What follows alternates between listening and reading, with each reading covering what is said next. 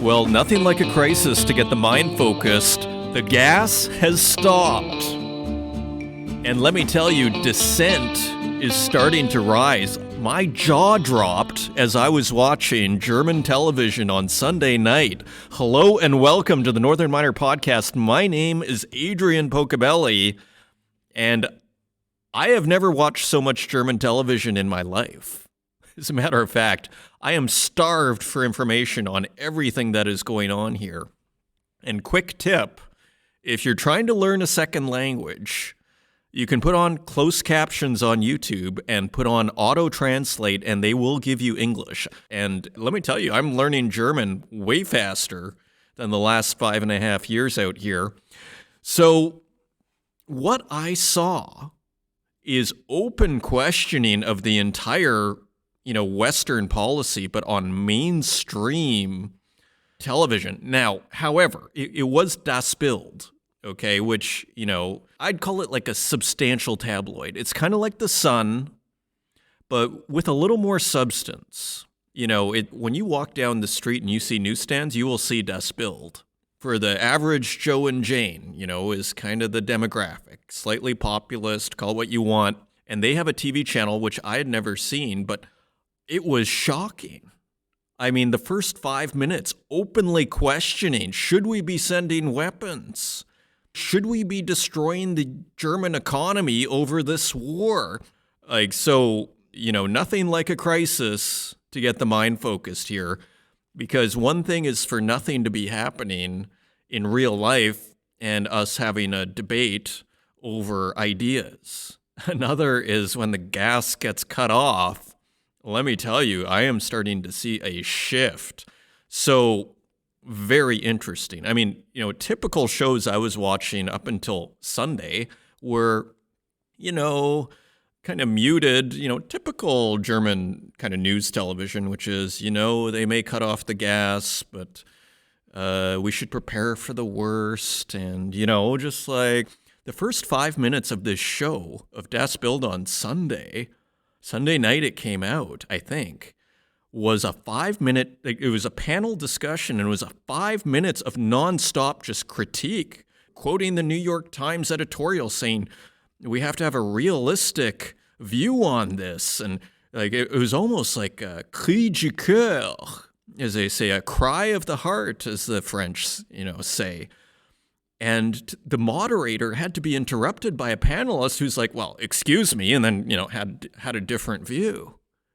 But what was remarkable was actually these 5 panelists, how much they were in agreement. So who knows? Again, I'm not here to render judgment on these things, but I am here to monitor what's going on. And let me tell you, the conversation is changing as people get worried. And I mean, in theory, this is only like a 10-day block of the gas while the Russians fix something in the gas pipeline. But I think, it's definitely a mind game on the Europeans who are like, is the gas going to come back on? So anyways, pretty interesting stuff as the summer moves on. Now we're in July. And I don't know if you saw that video in Sri Lanka. And the reason I talk about all this stuff is because it's a direct result of energy, natural resources, our bread and butter here. And the reason why I do focus on these big world issues is because, as I was mentioning in an earlier episode, and I was mentioning to Jeffrey Christian, we're kind of seen as a bit of a fringe media. The mining industry, okay, that's kind of weird. It's like, actually, we're kind of right in the heart of everything here. We're right in the heart of it. Yeah, you want a green transition? Well, hi, my name is Adrian, and this is the Northern Miner Podcast. You need to be talking to the mining industry. And if you think you're going to do it by mandate, by fiat, creating a law, without actually talking to the mining industry, I'm afraid you're going to have some problems. And I actually think that's what's going on. So, anyways, so much news going on here. I mean, where to begin? I mean, it's like life seems to be turning into a Hollywood movie, at least out here. I don't know if you saw this Bloomberg article on this precious metals trial. Let me just open this up. JP Morgan Gold Desk ripped off market for years, jurors told. U.S. says 3 from bank decided to cheat with spoof trades. Defense says orders were genuine, didn't manipulate prices. So there's a big trial now. And I mean, this has been a bugaboo for gold bugs for near a decade, maybe 2. That the JP Morgan in particular has been manipulating the silver market. That is the allegation forever. And now they are on trial. And just the first paragraph here, the precious metals business at JP Morgan Chase & Co. operated for years as a corrupt group of traders and sales staff who manipulated gold and silver markets for the benefit of the bank and its prized clients, a federal prosecutor told jurors in Chicago. Now, if you didn't finish the sentence, you would have thought that was all just like ironclad fact. So make sure you finish your sentences here. So there's that trial. That's pretty interesting.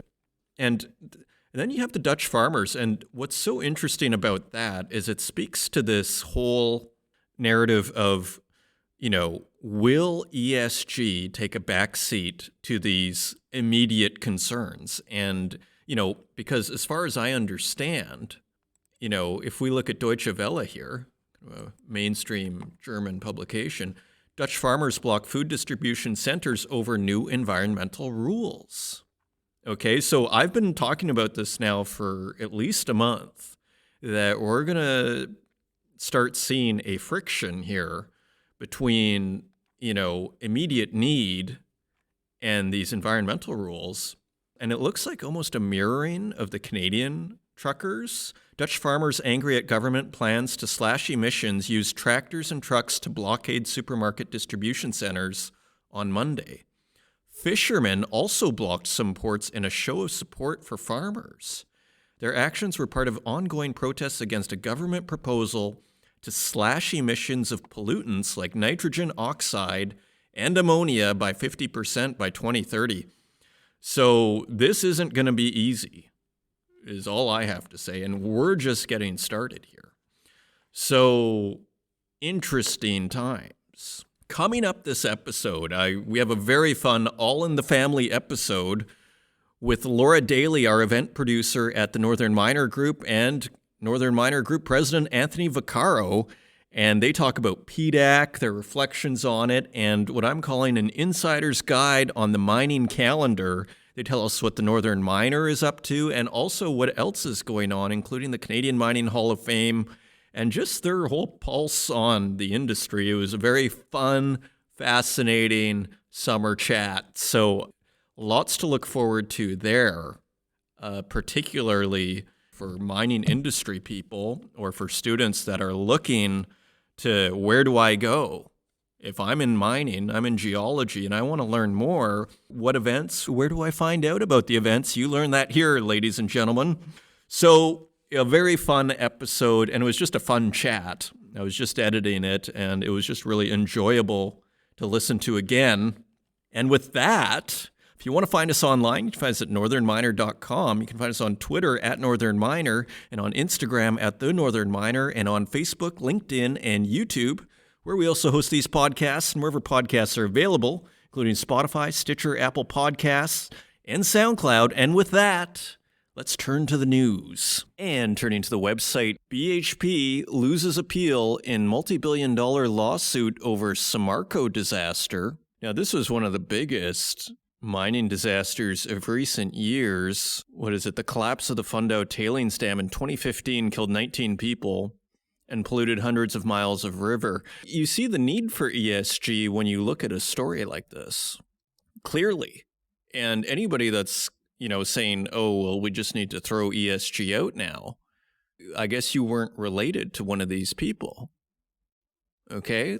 So there are issues. So I think it's always important that we just keep a as balanced as we can approach on all of these issues.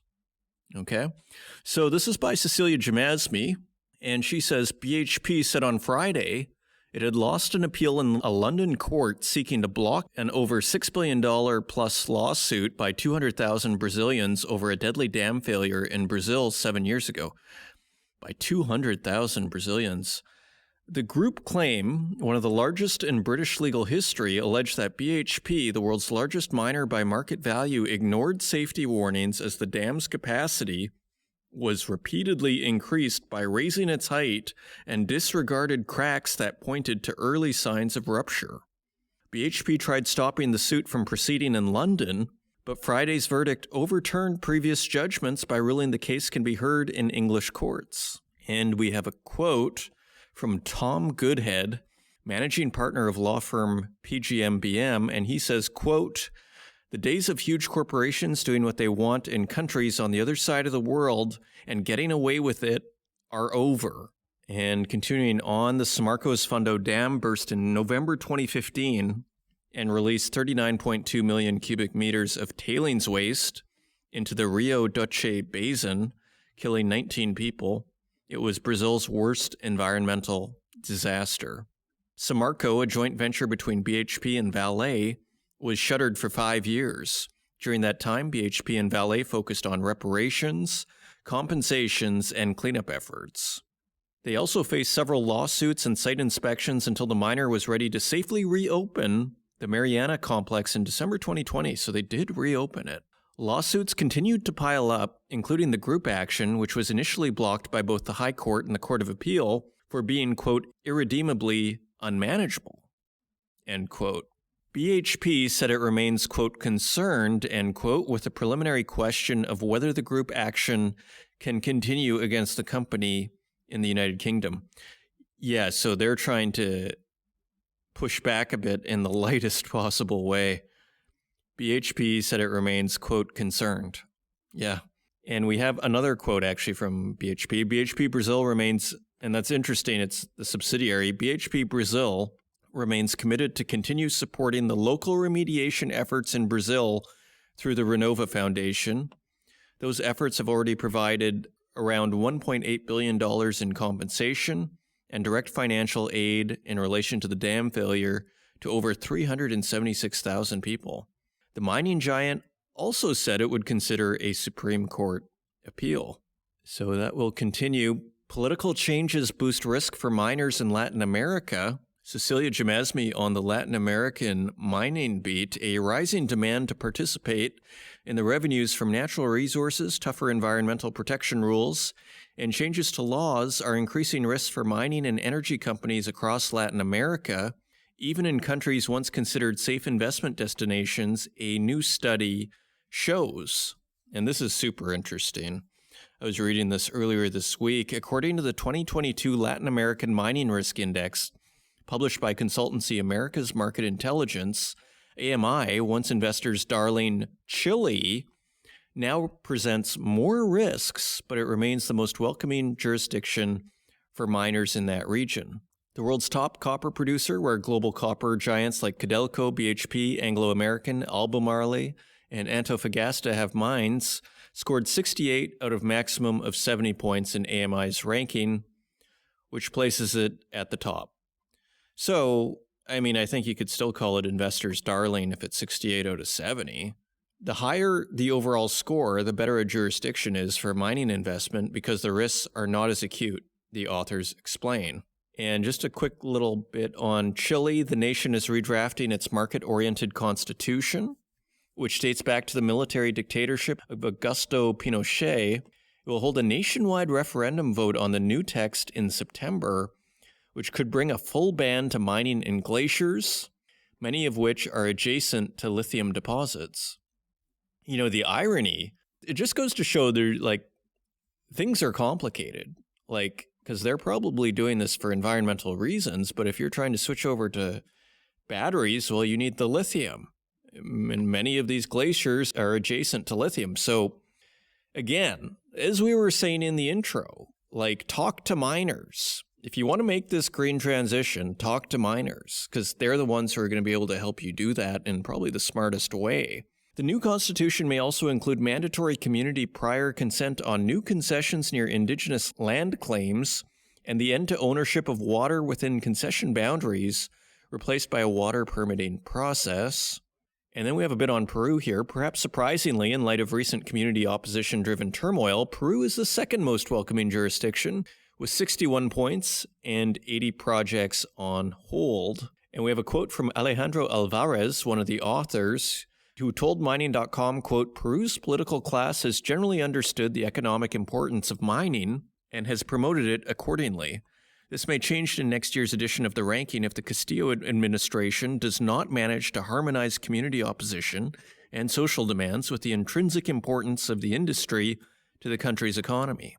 Argentina, with 56 points, is the third best country for miners and energy firms in Latin America. The country has attracted over the past year major players, including the world's second largest miner, Rio Tinto, and South Korean steelmaker POSCO. I just keep hearing good things about Argentina. Brazil holds the fourth position with 54 points. The country's diverse geography, history, and people, combined with its decentralized political system, make it challenging to analyze risk on a national level, the authors of the index say. They highlight an increasing number of projects in the Amazonian basin thanks to concessions given by President Bolsonaro, which have drawn global criticism. Yeah, and then when you hear that, you go, well, stay out of the Amazon. So just goes to show these are not easy issues. So you can read the whole article on northernminer.com. There's a list of 15 countries here. So if you want the details, the deets on Latin America as a mining jurisdiction, head over to Political Changes Boost Risk for Miners in Latin America on northernminer.com. Over in Canada, ministers looking to quicken energy transition shift. This is by Naimul Karim. Canada's mining and energy ministers have stressed the need to accelerate the nation's shift to clean energy systems and advance its critical mineral strategy as Russia's invasion of Ukraine continues to alter the global energy landscape.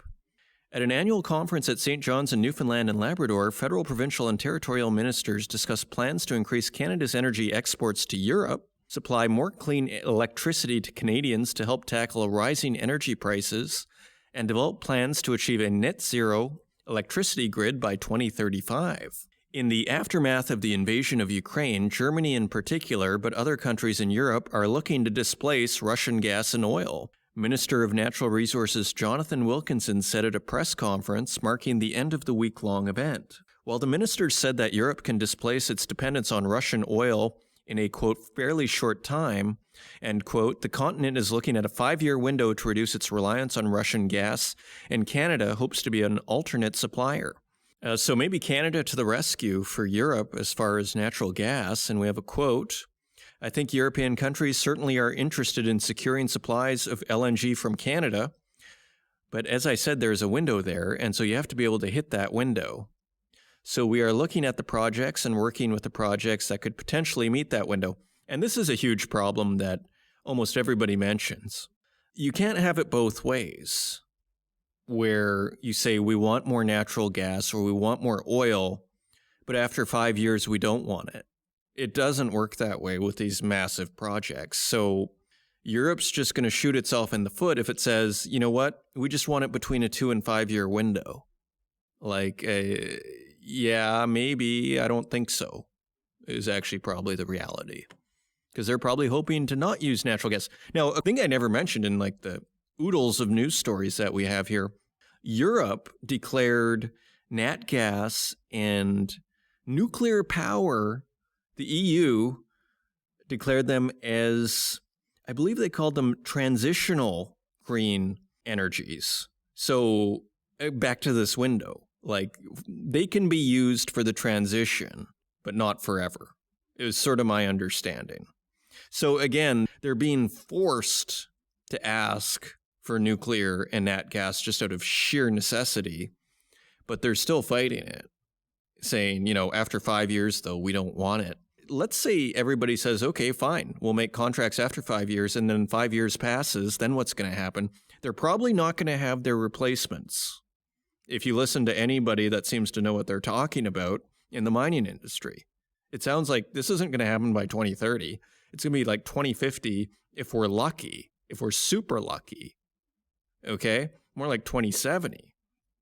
So These guys are like, well, maybe 3 to 5 years. Again, I don't think these people really know that much. I don't think they're talking to the mining industry and getting some real thing. I think they're just going, okay, we can do this for 5 years. Let's just say 5 years. And, that's the impression I get. If I'm wrong, leave a comment. And, if you know, it's this and this, please leave a comment, because I'm not invested in any thesis here. Okay?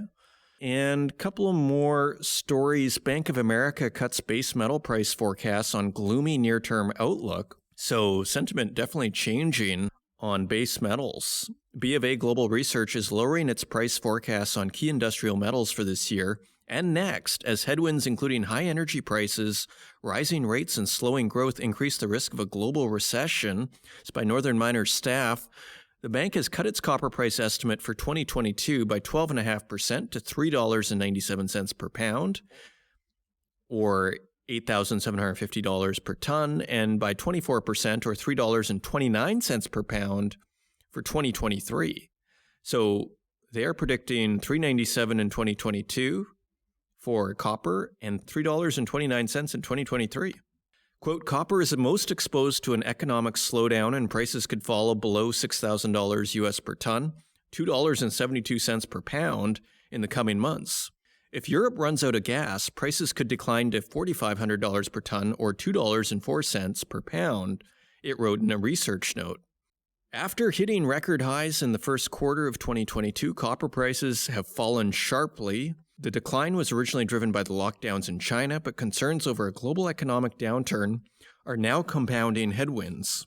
While a rebound of activity in China may support prices near term, we are concerned that both rising supply and the energy crisis will bring about further headwinds in 2023. That said, accelerated investment in the energy transition and energy independence will likely help rebalance the market and push prices higher again from 2024 onwards. So in other words, they're saying we may get a massive buying opportunity.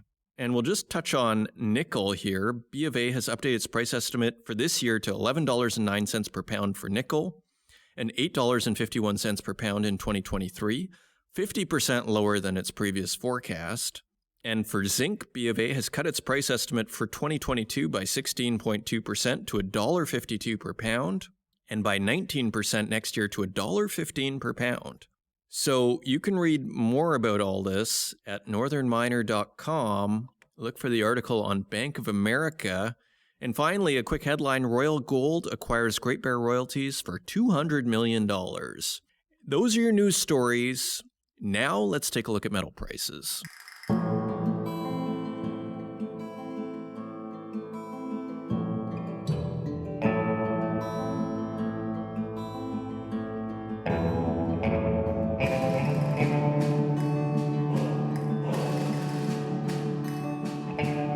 And turning to metal prices, the 10-year bond is at 2.984%. That's the U.S. 10-year Treasury bond. And so that is 0.03% higher than last week, so just hovering below 3%. And turning to metal prices, gold is trading at $1,733.52 per ounce.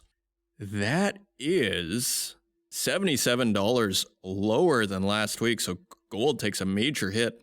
Silver below $20 at $19.11 per ounce. That is $1.02 lower than last week. Platinum is at $872.41 per ounce.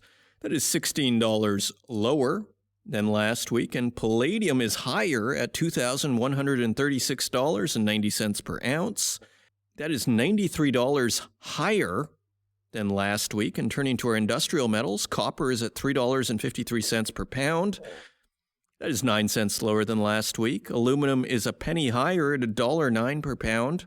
Lead is also a penny higher at 88 cents per pound. And nickel is 18 cents lower at $9.64 per pound. And tin is also lower at $11.70 per pound. That is 55 cents lower than last week. And cobalt is also lower at $27.10 per pound. That is $4.54 lower than last week. And zinc is a penny higher at $1.43 per pound. Well, it looks like we continue to see recession fears here. Commodities continue to correct, and dramatically so, but great news for all our manufacturers out there. And those are your metal prices.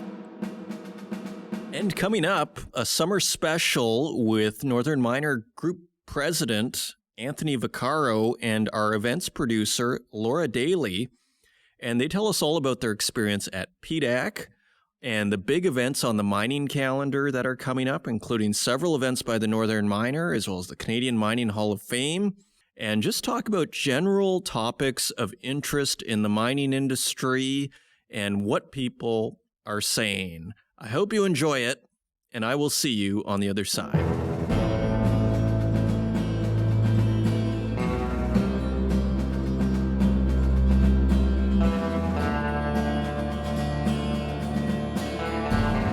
Joining us today, I'm very happy to welcome Laura Daly, event producer at the Northern Miner Group, and Anthony Vaccaro, president of the Northern Miner Group. Anthony, Laura, welcome to the program. Thank you. Thanks, Adrian. Great to be here. We're fans of the podcast, not only because we're part of the company, but because you do such a great job at it. So it's really nice to be on here. Well, it's wonderful to hear, and it's kind of seems long overdue to have you guys on the podcast here.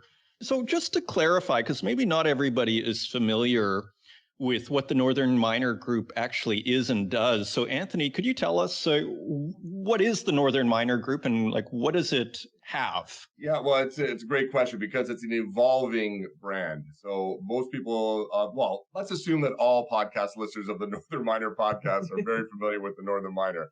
But it's this group that is, I think, the key part in terms of letting people know how we can help with their business needs more than ever before. So the Northern Miner Group has a very strong media presence, not just from the Northern Miner, but also Canadian Mining Journal, which is actually the oldest mining publication on record here in North America, and mining.com, which has just become a behemoth of online news information for quicker stories that cover big macro themes. So those three together are part of our media. And then, of course, our events, which Laura Daly heads up and is doing an incredible job. Our events are mainly out of the Northern Miner, although we do have a Canadian Mining Journal event as well, but we'll touch upon that later. So that's the media pillar. We have three main pillars. Second pillar is data. We have Cost Mine, which is proprietary data set built by mining engineers that lets you cost out your project before you build it or acquire it or reclaim it. Then we have Mining Intelligence, which is a massive global database. We have a large team that's constantly putting in new data every single day. It competes with S&P, the former SNL. And then our third pillar is our talent solution, our kind of HR platform. And that includes CareerMine and EduMine, which those two brands are so strong, I think most of your listeners will be familiar with. EduMine's the largest online learning platform. CareerMine is the industry's largest jobs platform. So that's what the group is now. It's been evolving. We kind of all came together under this one umbrella late last year. So we're excited about it. We have teams in Vancouver, Toronto, Spokane. We have sales reps in London, England. And we also have a team in India and the Philippines. So we're a global company, and we're trying to do lots of good things. Well, it sounds like an enormous amount of things that are going on here. It's almost like a comprehensive turnkey solution for the whole mining industry in a sense. So you guys got a lot going on. So tell me, so you guys were just at PDAC. What was your experience of PDAC? I mean, it sounds like the animal spirits were back a little bit. How was it? Well, I'll let Laura, that was your second PDAC or PDAC. What were your impressions? Your first one was right before COVID struck. So that was a bit of a strange one. And now we had this one. What was your feeling? Actually, and I think you're totally right there too, Adrian. People were so happy to be back face to face. I believe there were 17,500 people from an international audience that came and attended. The booth setups, the messaging, the energy from people, the educational sessions, which Anthony actually moderated one of them for Pear Tree. They were all so engaging and so relevant and timing. And I think that just being face to face again with people, reaching out, it's actually funny. Anthony and I changed over one of our events to virtual, and it was interesting to see at PDAC, people came up and were like, oh, you're so-and-so, because the virtual world has taken over for 2 years. But yeah, Anthony, I know you have more from behind the scenes of PDAC, but the energy, incredible. I think it's going to be exciting to see what happens in the coming year with PDAC for sure. Well, and I think you hit on the core of it. I think that was the most important thing. The energy was fantastic. There was almost, you don't think about this in terms of an industry business event, but there's almost a giddiness in a very positive way. Just people were so excited to be back. That was palpable. And that led to, it seemed like there was more events than I can ever remember there being. Mm-hmm. There was always a lot, but there was extra. And people, they were all super well attended. So the information was great, but the party was rocking as well. Both every single night leading up to it and then at the actual PDAC. The only other thing I would add, Adrian, is it is like we are getting hit here, right? I mean, we had COVID. Let's back up a step. We kind of realized as an industry and as a society, holy smokes, we need way more of these metals to decarbonize and to get to where we want to get to. And so the industry is like, okay, here we go. We're on the right side of this. And then COVID hits. So that was obviously a hit to global industry everywhere. And then we survived that. We rebound. Metal prices start coming back. Gold's running, copper's running, nickel. We all know what happened with nickel. Fears about stagflation, fears that the global economy isn't going to be doing things. So all the metals are now pulling back again. So to me, it feels a little bit, and I think this was an underlying feeling amongst participants at PDAC, feels a little bit like this volleyball being held underwater, right? And it's about to come up and then another thing holds it down. But that pressure and the momentum is there. And I think we are firmly in a secular bull run. And yes, we're probably going to have a year, 2 year, maybe correction here to figure out what's going on with the global economy. But that volleyball is going to pop up to the surface with a lot of force and momentum. And we're going to be excited to be a part of that. And we're making sure that we're getting our house in order here at the Northern Miner Group to have everything set up. So when the industry explodes like we know it's going to, that we have all the tools in place to help and assist in that.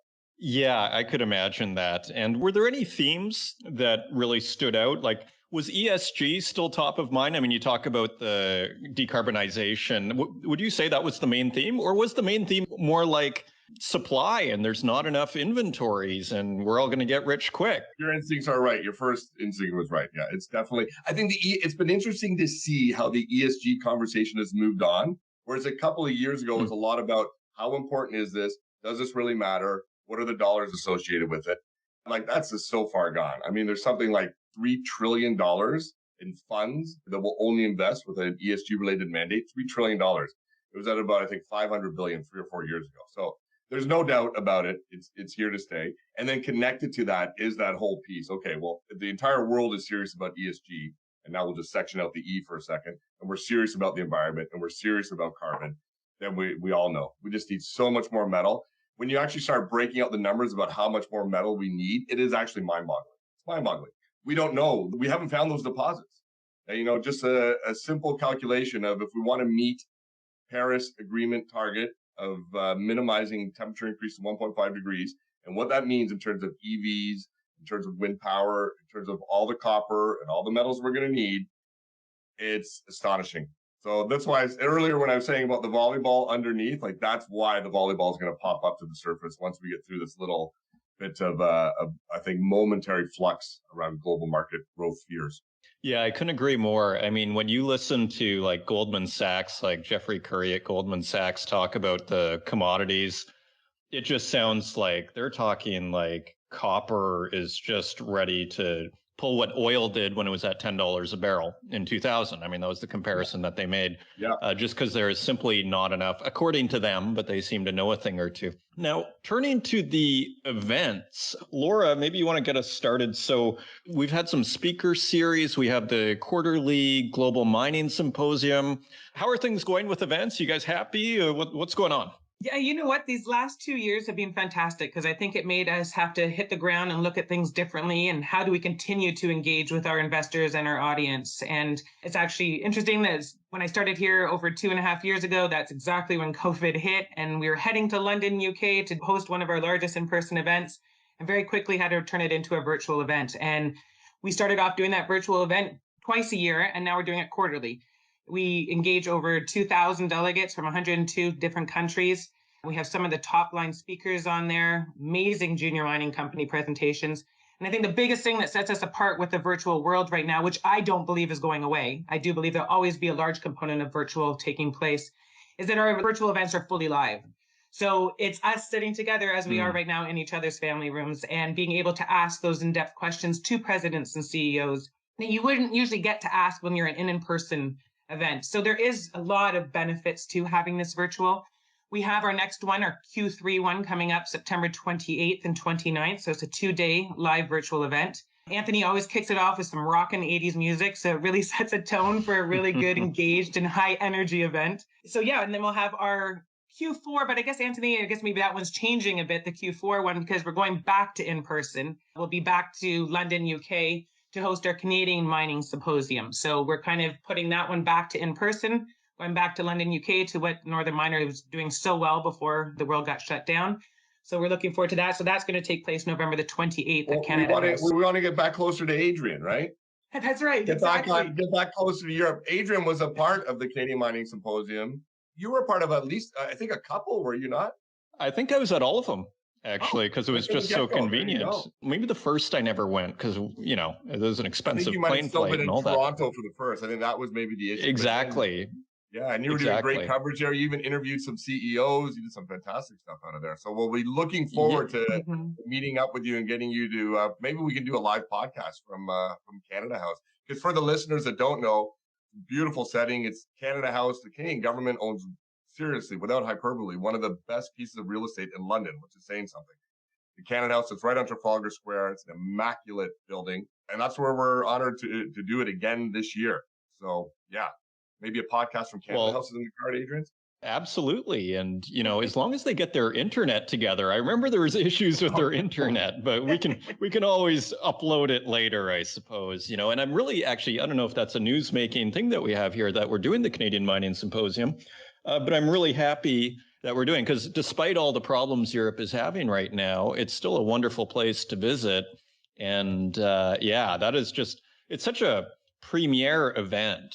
I mean, again, like you say, that building is, just to be inside of it feels special. And you feel like you're at one of the, if not the premier mining conferences in the world. And it's not easy to get into, what I remembered, because they don't let too many people in there. It's like maybe a couple of hundred people, right? It is kind of exclusive, but that's why we're privileged to have our media channels, because we'll get all that coverage. So if you can't be at the actual event because it is limited seating, don't worry, we're going to cover it all with video, with stories. And I guess the other big thing, Adrian, just to pick up on that point, why it does feel like such a premium event, the support has been excellent, just absolutely excellent. So when we reach out, I mean, the first one, we had Robert Friedland, Lucas Lundin, Kelvin Jusnitsky, David Garofalo. These are just the ones, Rob McEwen, just to pop to mind. Pierre Lassonde spoken there. Ira Thomas has spoken there. Ross Beatty. The list goes on and on and on. And each time it's just me sending an email. Hey, do you think you could pop over to London to support and give a fireside chat? And without exception, it's always, oh yes, we'd love to do it. So that support for the industry has been amazing. And when you can go and you can have access to true industry makers or company builders within the industry, it makes it pretty special. Yeah, I totally agree. And I mean, it's a very attractive location. So do you guys have guests lined up already? Is there any news you can make there, or is that still being worked out? As far as, say, you have the speaker series you said, Laura, is coming up, and then you have the Q3 Global Mining Symposium, and I guess Q4 is the Canadian Mining Symposium in London. Is that correct? Yeah, that's right. Yeah. And for the speaker series, which we didn't really touch on too much, that one is September the 8th, and that's in Vancouver, BC. And that's going to have Bob Quartermain and Andre Saint-Germain. And you can go to our website to get more information about the event, to register. And honestly, it's a fantastic event because, again, it's an intimate event. Anthony moderates it. It's very casual, like sitting in a living room, listening to these two amazing mining legends, an up-and-coming mining legend, and being able to just engage, ask questions live. Gorgeous gourmet 3-course meal that you get as well. As we said, Adrian, before, when you're traveling now, as we get older, it's all about the food. And yes, that's so true. And it's you do want to. We've all been kind of used to working from home, I think. So yes, we want to see each other, but it's nice to have those extra reasons. So a beautiful location, Vancouver, Pacific Rim, great food. The wonderful thing about the speaker series is, again, we're just blessed to have such great leaders in our industry that try to make themselves so accessible and are truly humble individuals. We had Pierre Lassonde at our Toronto event before PDAC. We had Ross Beatty kick it off in Vancouver back in March. And they stuck around. We make sure that we give free tickets to university students to make sure that they're a part of it, because the speaker series is really about knowledge transfer. It's about, we have these incredible individuals that have done so much good and built so much wealth for our country and given so much back. How does the Northern Miner Group make sure we're helping create a platform where there's that knowledge transfer, both from the legends of the industry, but also the up and comers that are really innovating? And that's where Andre Saint-Germain steps in, is CFO of Integra Resources, winner of the YMP award.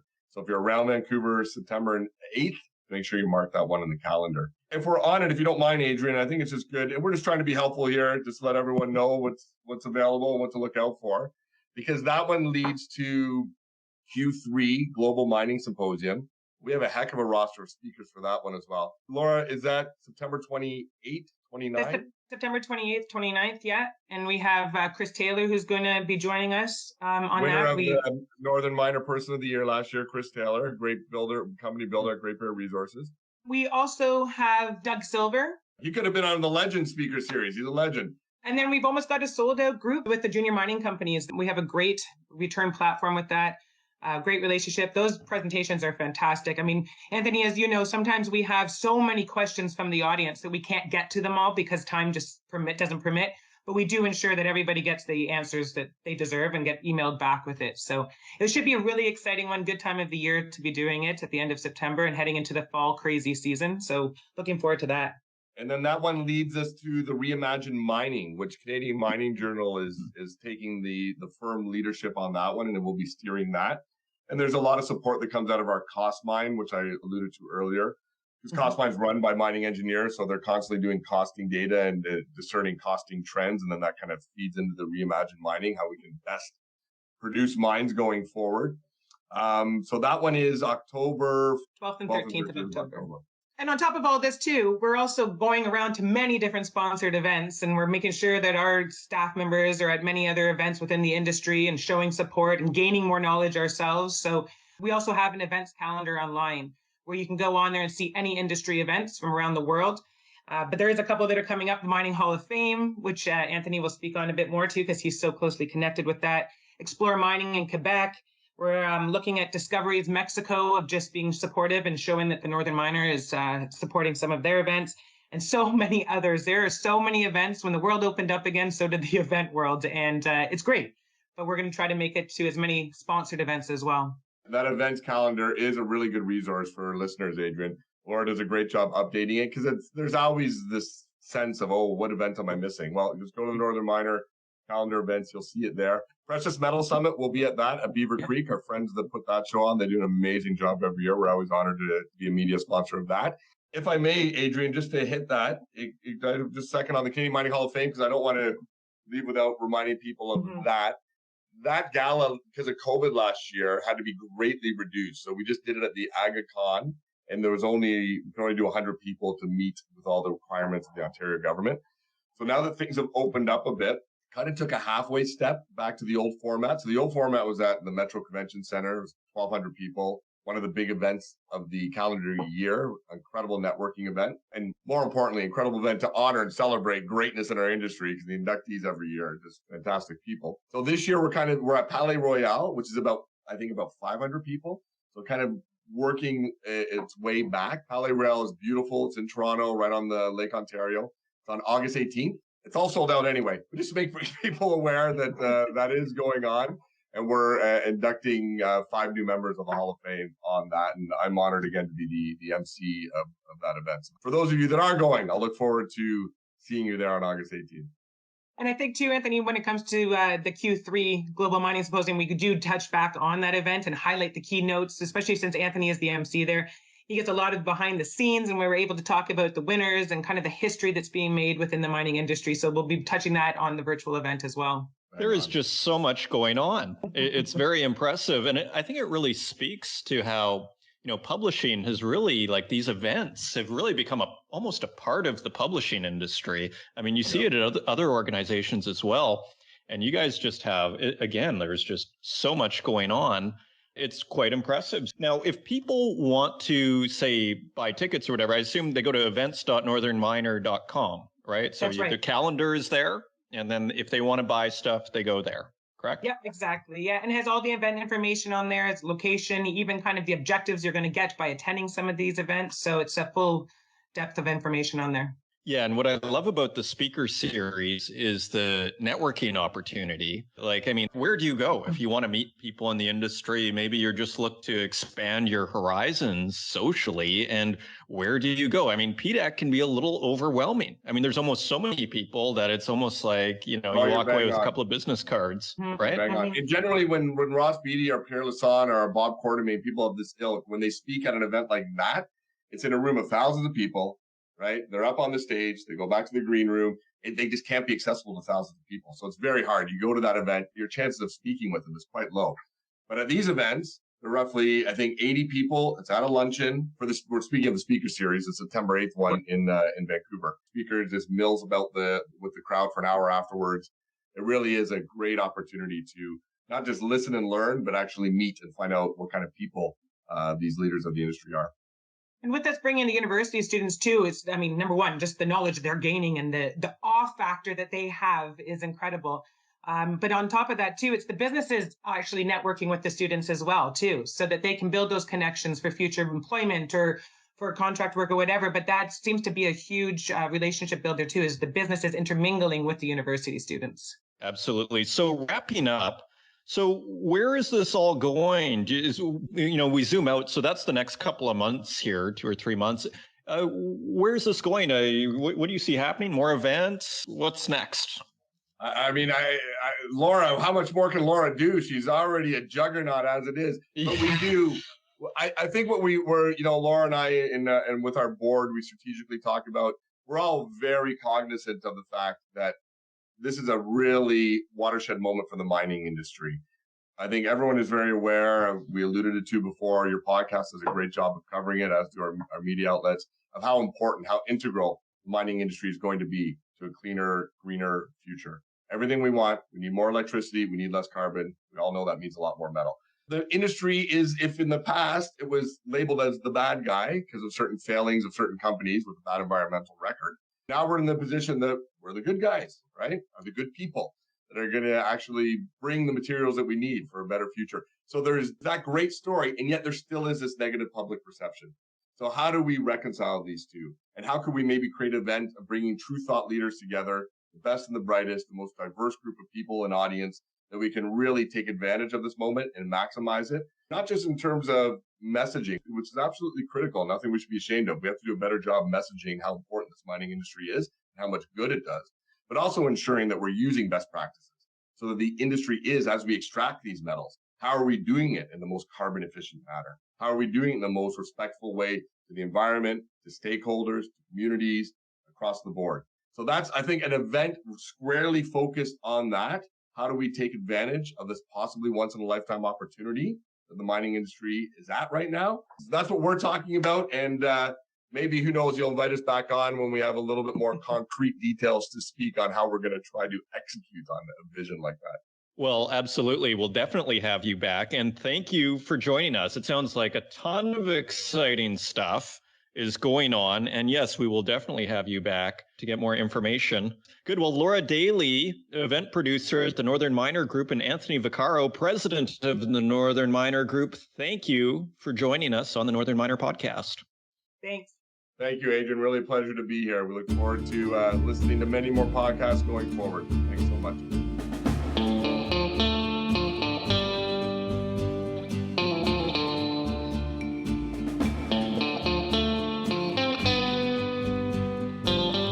Well, I hope you enjoyed that episode of the Northern Miner Podcast. It's always great to have Laura and Anthony on. We'll have to do that more often. And next week, I'll be in Crete, so I'll be podcasting from, hopefully, as long as there's no plane issues or airport issues, I'll be broadcasting from a beautiful Greek island. So let's see how that goes. If you want to help out the podcast, leave us a review in the Apple Podcast directory, share it with your friends, and until next week, take care.